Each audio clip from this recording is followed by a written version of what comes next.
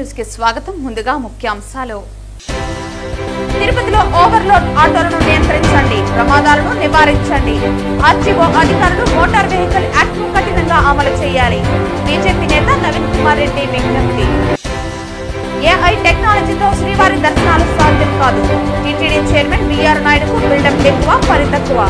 తిరుమలలో బ్లాక్ టికెట్లు దందా నడుస్తోంది ఆరోపించిన టీటీడీ మాజీ చైర్మన్ భూమన కరుణాకర్ రెడ్డి. వార్తల్లోని వివరాలు. వర్షాల కారణంగా తిరుపతి నగరంతో పాటు పరిసర ప్రాంతాల్లోని రహదారులపై ఏర్పడిన గుంతలకు వెంటనే ప్యాచ్ వర్క్ చేయాలని తిరుపతి జిల్లా ఎస్పీ, ఆర్డీఓ, నగరపాలక సంస్థ, ఆర్ఎండ్బి అధికారులకు బీజేపీ నేత నవీన్ కుమార్ రెడ్డి విజ్ఞప్తి చేశారు. తిరుపతి నగరంలోని ప్రైవేట్, ప్రభుత్వ పాఠశాలలకు, కాలేజీలకు విద్యార్థులకు తీసుకువెళ్లే ఆటోలు, పరిసర ప్రాంతాల్లో ఉన్న కాలేజీ బస్సుల ఫిట్నెస్ సర్టిఫికేట్లను, ఓవర్ స్పీడ్లను రోడ్డు రవాణా సంస్థ, ట్రాఫిక్ పోలీసులు సీరియస్ గా పరిగణించి ఆకస్మిక తనిఖీలు చేసి ప్రమాదాలు జరగకుండా కట్టడి చేయాలని నవీన్ పేర్కొన్నారు. తిరుపతి ఆధ్యాత్మిక నగరానికి సుదూర ప్రాంతాల నుంచి వచ్చే యాత్రికులకు గాని నగరంలోని అన్ని వర్గాల ప్రజలకు 24 గంటలు అందుబాటులో ఉండేది తిరుపతిలోని షేర్ ఆటోలు అండి. నేను ఒకటే విజ్ఞప్తి చేస్తున్న ఆర్టీఓ అధికారులని, కొన్ని చోట్ల మనం చూస్తున్నాము స్కూల్కు వెళ్ళే ఆటోలు కానీ, అదేవిధంగా పరిసర ప్రాంతాల్లో ఉన్నటువంటి గ్రామాలకు తీసుకెళ్లే షేర్ ఆటోలు కానీ వాళ్ళు పరిమితికి మించి ప్రయాణికుల్ని ఆటోల్లో ఎక్కించుకొని కనీసం ముందర డ్రైవర్ సీట్ పక్కన కూడా 2 పక్కలా కూడా ప్యాసింజర్స్ కూర్చోంటారండి. వాళ్ళకి ఆ దారిలో ఏ వెహికల్ క్రాస్ చేస్తుందో కూడా కనపడదు. ఇలాంటి సందర్భాల్లో ప్రమాదాలు జరిగి ప్రాణ నష్టం జరిగే అవకాశాలు ఎక్కువ ఉన్నాయి. మనం ఈరోజు దేశవ్యాప్తంగా, రాష్ట్ర వ్యాప్తంగా, జిల్లాల వ్యాప్తంగా, నగరాల్లో జరుగుతున్నటువంటి బస్సు రోడ్డు ప్రమాదాలు చూస్తున్నాం. అమాయకుల ప్రజలు గాలిలో కలిసిపోతున్నాయి. నేను తిరుపతి ఆర్టీఓ అధికారులకి, ట్రాఫిక్ అధికారులకి విజ్ఞప్తి చేస్తున్నా, దయచేసి తిరుపతిలో ఉన్నటువంటి షేర్ ఆటోలు అదేవిధంగా దీంతో పాటు ప్రైవేట్ స్కూళ్ళకి పిల్లల్ని తీసుకువెళ్ళే ఆటోలు, అదేవిధంగా ఇంజనీరింగ్ కాలేజెస్ బస్సులు, తిరుపతి పరిసర ప్రాంతాల్లో ఉన్నటువంటి పరిశ్రమలకు వెళ్ళే ఉద్యోగస్తులకు తీసుకుపోయే బస్సులు, వీటన్నిటికి కూడా ఫిట్నెస్ ఉన్నాయా లేవా, లైసెన్స్లు ఉన్నాయా లేవా, సరిగా యాన్యువల్ మెయింటెనెన్స్ అనేది ఆ వాహనాలకి సక్రమంగా చేస్తున్నారా లేదా. అంటే కొంతమంది డ్రైవర్లు అనుభవం లేకపోయినా కూడా ఆ బస్సులు డ్రైవింగ్ చేస్తుంటారండి. దీనివల్ల కొన్ని చోట్ల ప్రమాదాలు జరుగుతున్నాయి. వాటన్నిటి కూడా దృష్టిలో పెట్టుకొని మోటార్ వెహికల్ యాక్ట్ అనేది తిరుపతిలో ఖచ్చితంగా కఠినంగా అమలు చేయాలని చెప్పని నేను ఆర్టీఓ అధికారులకు విజ్ఞప్తి చేస్తున్నా. చేతులు కాలేక ఆకులు పట్టుకున్న చందంగా కాకుండా ప్రమాదాలు జరగకముందే మనం చూస్తున్నాం. ఈరోజు స్కూల్ ఆటోలు కానీ, స్కూల్ బస్సులు కానీ, కాలేజీ బస్సులు కానీ పరిమితికి మించి చిన్న రోడ్లండి తిరుపతిలో ఉండేది. అక్కడ కూడా అతివేగంగా వెళ్తూ ఉంటాయి. గతంలో మనం ఎక్కడన్నా టౌన్లో ఎక్కడికన్నా రుయా హాస్పిటల్ కానీ, కపిల్ తీర్థం కానీ, లేదా తిరుచానూరు కానీ వెళ్ళాలంటే టౌన్ సర్వీసెస్ బస్సులు అందుబాటులో ఉండేటివి. ఈరోజు టౌన్ సర్వీసెస్ బస్సులు అనేది పూర్తిగా అంతరించిపోయింది. ఎక్కడ టౌన్ సర్వీసెస్ లేదు. కేవలం ఆర్టీసీ బస్సుల మీద ప్రజలంతా కూడా ఆధారపడాల్సి వస్తుంది. అది సకాలంలో రాకపోతే బస్సులు ఆటోల్ని పోయి వీళ్ళందరూ కూడా ఆటోల్లో ప్రయాణాలు చేస్తున్నారు. ఆటోల్లో ప్రయాణం చేయడం అనేది మంచిదే, అందుబాటులో ఉండే మోడ్ ఆఫ్ ట్రాన్స్పోర్టేషన్ అది. కానీ పరిమితికి మించి ప్రయాణికుల్ని దయచేసి ఎక్కించద్దండి.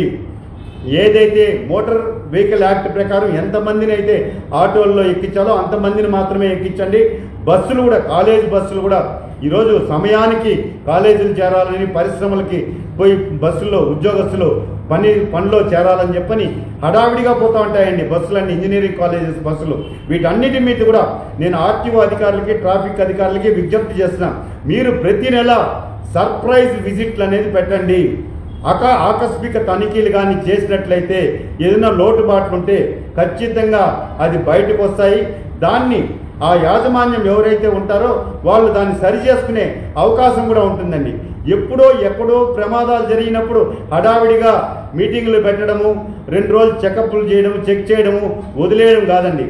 24/7 తిరుపతి లాంటి ప్రదేశాల్లోనే కాకుండా అన్ని చోట్ల కూడా ఆర్టీఓ అధికారులు అప్రమత్తంగా అన్ని వాహనాలను తూచా తప్పకుండా తనిఖీలు చేసి ప్రాణ నష్టం జరగకుండా చూడాల్సిన బాధ్యత మీ మీద ఉన్నదండి.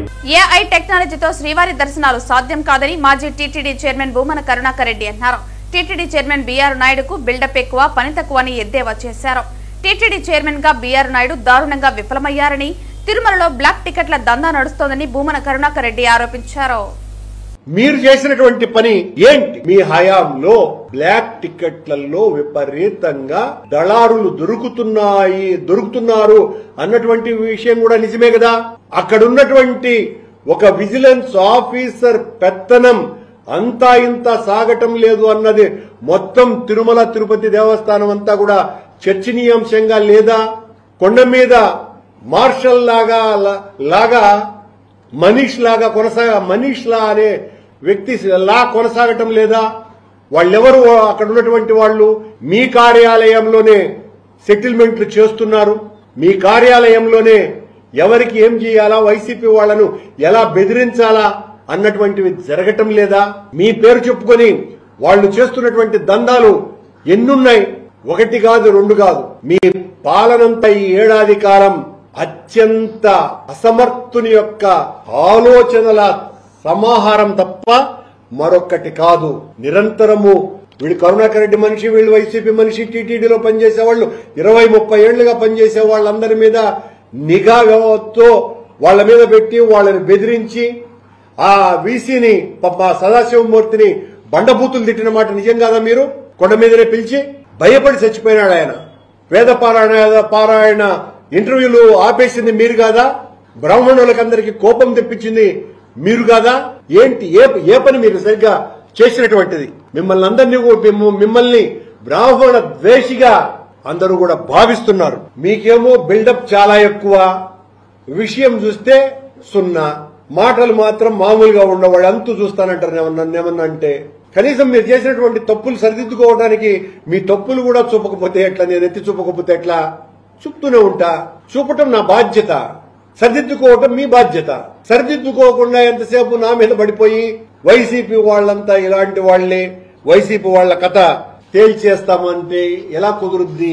మీరు అత్యంత పవిత్రమైన పుణ్యక్షేత్రంలో స్వామివారి ప్రథమ సేవకునిగా ఉన్నటువంటి వ్యక్తి ఏ రకంగా ఉండాలి? టీటీడీ పాలక మండలి పదవి మీకు జన్మజన్మల పుణ్యం, నిజంగా అందులో అనుమానమే లేదు. స్వామిది అది భాష్యం, భక్తులకు మాత్రం పూజ.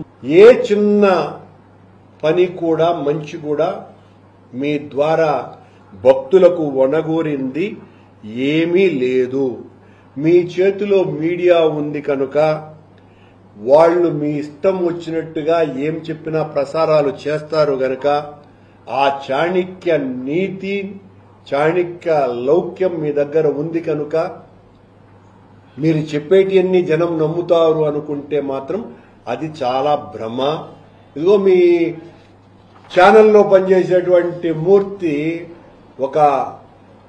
మొన్ననే కేసు నమోదైంది. ఈయన నిరంతరం మా మీద దాడి చేస్తానే ఉంటాడు. 10 కోట్లు బ్లాక్ మెయిల్ చేశాడని TV5 మూర్తి మీద కేసు నమోదైంది. ఒక సినీ నటి భర్త అతని మీద ఇచ్చినటువంటి కంప్లైంట్. అంటే ఎంత అరాచక శక్తుల్ని మీరు పెంచి పోషిస్తున్నారు మీ ఛానల్లో అనటానికి ఇంతకంటే ఉదాహరణ మరొక్కటి లేదు. ఇది మీ పాలనలో, మీ హయాంలో జరుగుతున్నటువంటి ఘోరమైనటువంటి చేష్టలు, నిర్ణయాలు. ఒక్కటి కూడా భక్తులకు పనికి వచ్చేటువంటి నిర్ణయం ఈ సంవత్సర కాలంగా మీరు చెయ్యలేదు అన్నటువంటి విషయాన్ని చెప్తున్నాను. తిరుపతి జిల్లా కేవీపీపురం మండలం పాతకాలువ రాయల చెరువు గడ్డిపడి కలత్తూరు గ్రామంలో నీరు ఉధృతంగా ప్రవేశించిన ఘటన ఈ రోజు ఉదయం సుమారు 5 గంటల సమయంలో చోటు చేసుకుంది. ఈ అనుకోని ఘటనతో గ్రామం నీట మునగడంతో జనజీవనం తాత్కాలికంగా అస్తవ్యస్తమైంది. సమాచారం అందిన వెంటనే Puttur sub division DSP Ravikumar, సీఐలు, ఎస్ఐలు మరియు కేవీపీపురం, సత్తివేడు, పిచ్చాటూరు పోలీస్ స్టేషన్ల సిబ్బంది హుటాహుటిన ఘటనా స్థలానికి చేరుకుని గ్రామస్తుల సహాయంతో సహాయక చర్యలను ముమ్మరం చేశారు. తదుపరి జిల్లా ఎస్పీ సుబ్బరాయుడు సంఘటనా స్థలానికి చేరుకుని పరిస్థితిని ప్రత్యక్షంగా పరిశీలించారు. గ్రామ ప్రజలతో మాట్లాడి వివరాలు తెలుసుకుని పోలీస్ అధికారులు మరియు ఇతర శాఖల సిబ్బందితో కలిసి సహాయక చర్యలను సమన్వయంతో పర్యవేక్షించారు. ఎస్పీ పోలీసు సిబ్బందికి ఆదేశిస్తూ ఎప్పటికప్పుడు నీటి మట్టం మార్పులను గమనిస్తూ అవసరమైతే వెంటనే గ్రామ ప్రజలను సురక్షిత ప్రాంతాలకు తరలించాలని అన్నారు. సహాయక చర్యల్లో ఎటువంటి ఆలస్యం లేకుండా ప్రజల రక్షణకు ప్రాధాన్యత ఇవ్వాలని ఆదేశించారు. ఈ సందర్భంగా జిల్లా ఎస్పీ మాట్లాడుతూ ఘటన జరిగిన వెంటనే పోలీసులు మరియు గ్రామస్తులు సమన్వయంతో పనిచేయడం వల్ల ఎటువంటి ప్రాణ నష్టం జరగలేదన్నారు. దాదాపు 500 గృహాలు నీట మునిగే పరిస్థితులు ఏర్పడినా సమయోచిత చర్యలతో ప్రజలను సురక్షితంగా తరలించగలిగామని అన్నారు. పశువుల నష్టం జరిగిన చోట తక్షణ సహాయక చర్యలు చేపడుతున్నట్లు తెలిపారు. ప్రస్తుతం జిల్లా కలెక్టర్ ఆధ్వర్యంలో అన్ని శాఖలు సమన్వయంతో పునరావాస చర్యలు వేగవంతంగా కొనసాగుతున్నాయని తెలిపారు. ఎస్పీ ప్రజలను అప్రమత్తంగా ఉండాలని సూచిస్తూ ప్రభుత్వం మరియు పోలీసు శాఖలు ప్రజల భద్రత కోసం పూర్తిస్థాయి సన్నద్ధతతో పనిచేస్తున్నారని, ఎవరూ ఆందోళన చెందవలసిన అవసరం లేదన్నారు. అధికారుల సూచనల ప్రకారం సహాయక బృందాలకు సహకరించాలని తెలిపారు. ఈ సందర్భంగా ఎస్పీ సూచిస్తూ వదంతులు లేదా అసత్య సమాచారాన్ని నమ్మకూడదని, ధృవీకరించిన సమాచారాన్ని విశ్వసించాలని అన్నారు. అత్యవసర పరిస్థితుల్లో డైల్ నంబర్ 112 ద్వారా వెంటనే పోలీసులను సంప్రదించాలని విజ్ఞప్తి చేశారు. కేవీబీపురం మండలం ఓలూరు గ్రామ సమీపంలోని రాయలచెరువు రిజర్వాయర్కు గడ్డిపడి ఈరోజు ఉదయం కట్ట తెగిపోవడంతో చెరువులోని నీరు మొత్తం పంట పొలాలు, పాతపాలెం హరిజనవాడ, పాతపాలెం అరుంధతివాడ, కలత్తూరు గ్రామం మరియు హరిజనవాడ మొత్తం వేలాది ఇళ్లు జలమయమై ప్రజలు తీవ్ర ఇబ్బందులు పడుతున్నారని సిపిఎం పార్టీ జిల్లా కార్యదర్శి వందవాసి నాగరాజు తెలిపారు. పంట పొలాలు ఇసుక మేట వేసి సాగు చేయడానికి కూడా వీలులేని పరిస్థితుల్లో దెబ్బతిందని, పాతపాలెం వెళ్లే దారి పూర్తిగా ధ్వంసమైందని తెలిపారు. తక్షణమే ప్రభుత్వం పాతపాలెం వెళ్లే రహదారిని పునరుద్ధరణ చేసి పంట పొలాలు నష్టపోయిన రైతులకు ఎకరాకు 50,000 రూపాయలు, పశువులకు 50,000 పరిహారం చెల్లించాలని, ఇళ్లలో నీళ్లు వచ్చి జలమయమైన కుటుంబాలకు ప్రతి కుటుంబానికి 25,000 రూపాయల వంతున పరిహారం చెల్లించాలని ప్రభుత్వానికి విజ్ఞప్తి చేశారు. పూర్తిగా నిరాశ్రయులైన వారికి ఆహార పొట్లాలు సరఫరా చేయాలని అధికారులకు విజ్ఞప్తి చేశారు.